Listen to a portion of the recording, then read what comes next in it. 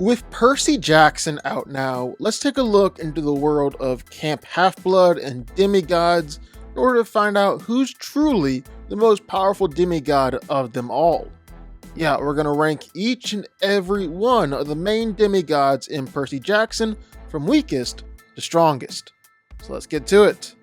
What's up guys, this is Danko. I do fight breakdowns, power ranking videos, or more deep dives into your favorite characters and franchises with new videos every week.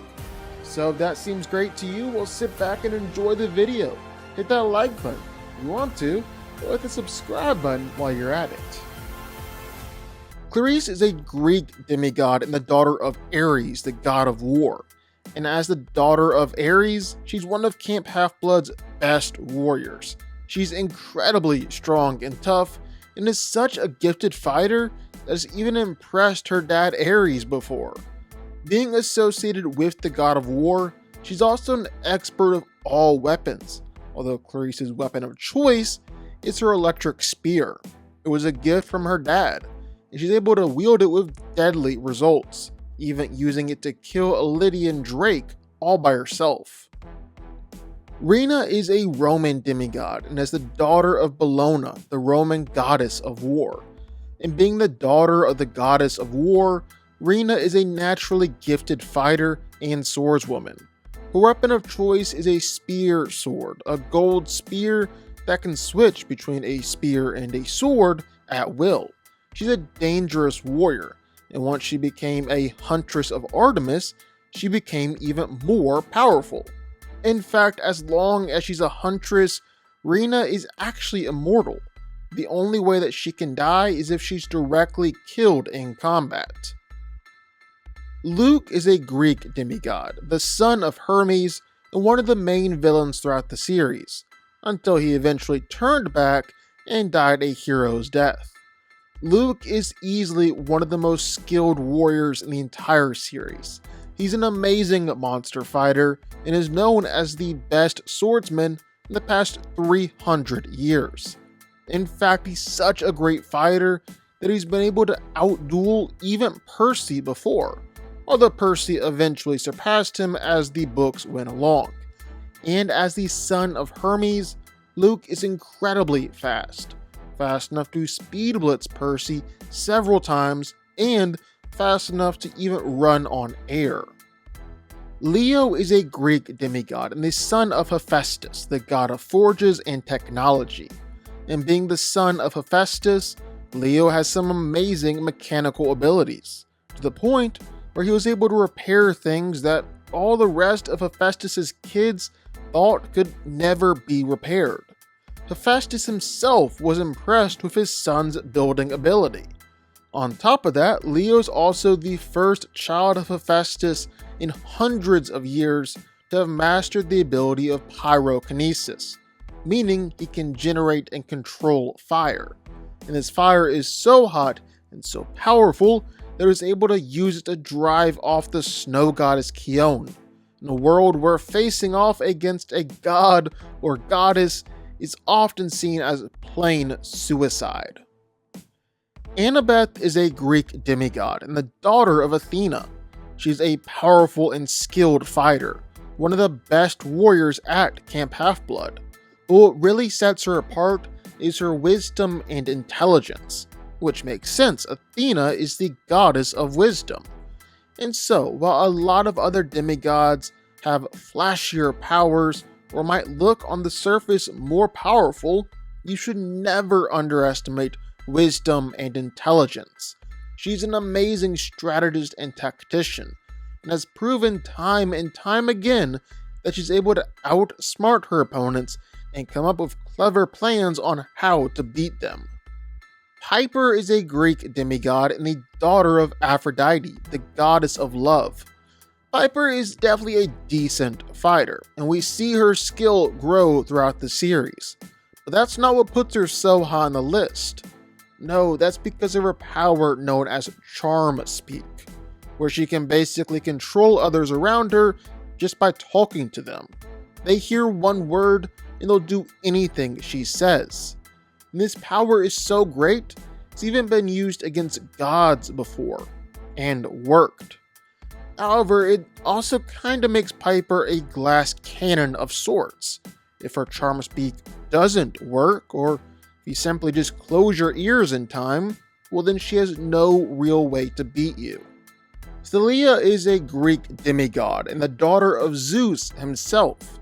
And being the daughter of Zeus, one of the big three, Theia is incredibly powerful and a very skilled warrior on top of it.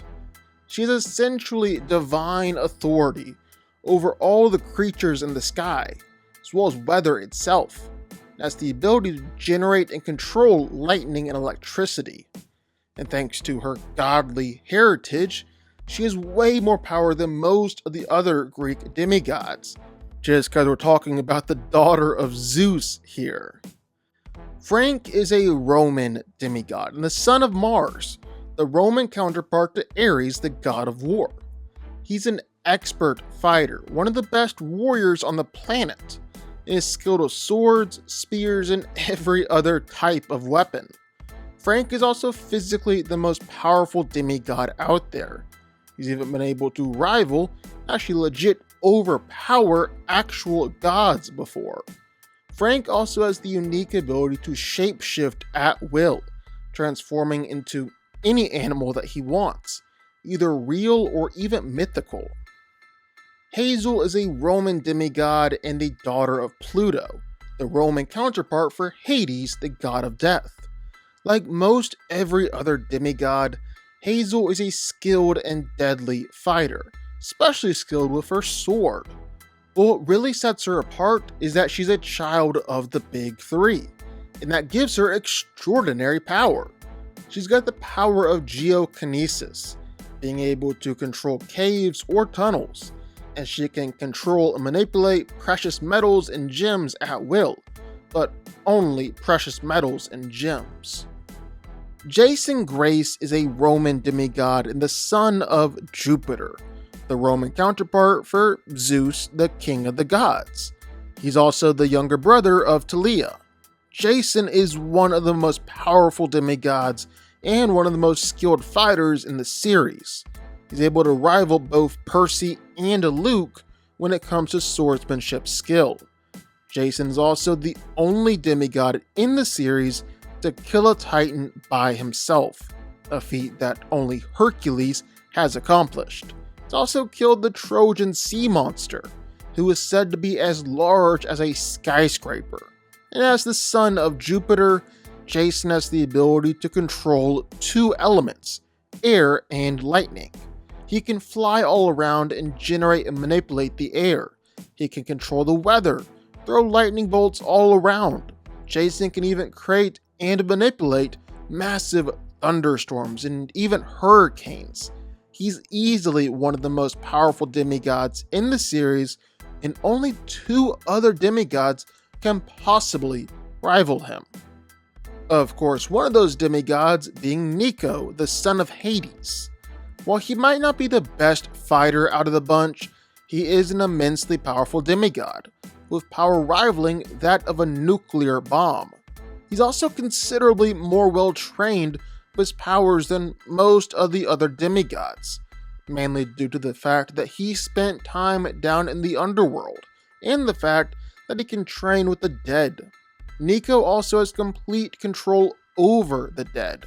He can reanimate them, create skeleton armies, he can even control and manipulate bones. He can harm people without even touching them. He can even kill people with just a touch and turn them into living ghosts.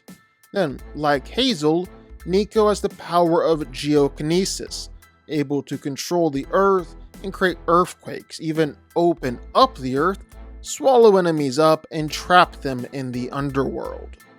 But the most powerful demigod of them all, well, it's obviously Percy Jackson, the son of Poseidon, the hero and savior of Olympus. He's superhumanly powerful, one of the strongest and toughest demigods around, and is easily the best fighter in the series. He's able to take on whole armies by himself. With his natural talent and skill, has regularly defeated foes who are more powerful and more experienced, like different monsters or even Ares himself. As the son of Poseidon, Percy has essentially complete and total control over water and can manipulate it any way that he wants, as well as using it to empower him, make him even more of a threat.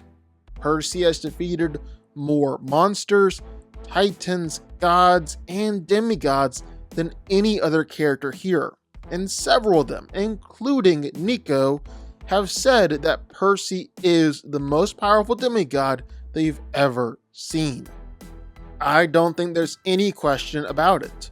The strongest demigod in Percy Jackson is Percy Jackson.